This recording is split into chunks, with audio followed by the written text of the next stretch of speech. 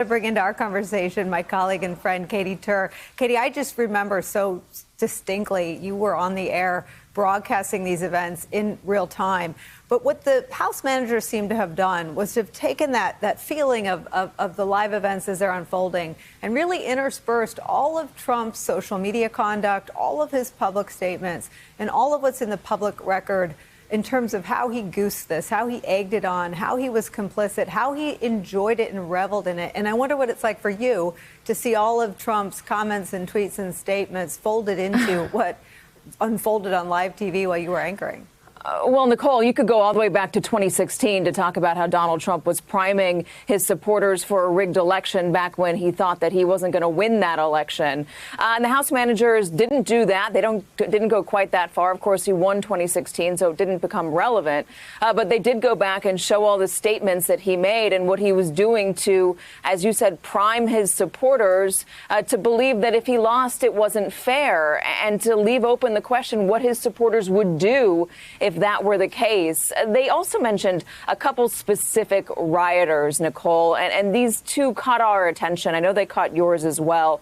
One of them was Dawn Bancroft. According to court documents, she was arrested on January 29th. She is the woman who filmed herself saying that she was looking for Nancy Pelosi to shoot her in the friggin' brain, but they didn't find her. Prosecutors believe, she just said Nancy in the video, but prosecutors believe that Bancroft was referring to House Speaker Nancy Pelosi. She owns a CrossFit gym in Bucks County. It's according to the local paper in Bucks County, the Bucks County Courier-Times. She is a mother. She is in her 50s. She was questioned by law enforcement. She initially denied that she was ever in the Capitol, but when they showed her the video that she filmed of herself inside the Capitol, she admitted that she was lying. This is according to reporting. She's been charged with knowingly entering a restricted building and impeding government business. There was also a Proud Boy that the House managers cited by name, Dominic Pizzola, also known as Spaz, that's what he's known as, was with a group that said they would have killed Vice President Mike Pence if given the chance. He's 43 years old. He's from New York. He faces charges, and these are pretty serious: obstruction, assault of a police officer, and robbery.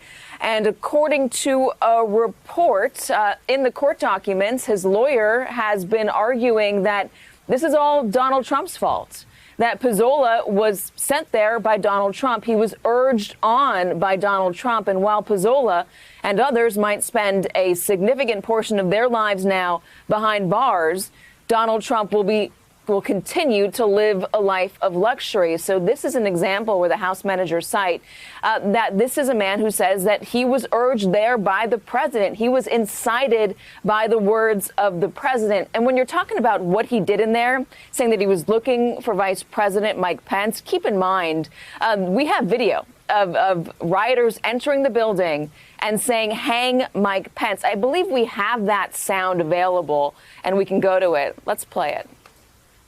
Hang Mike Pence! Hang Mike Pence! Hang Mike Pence! Hang Mike Pence! Hang Mike Pence! Hang Mike Pence!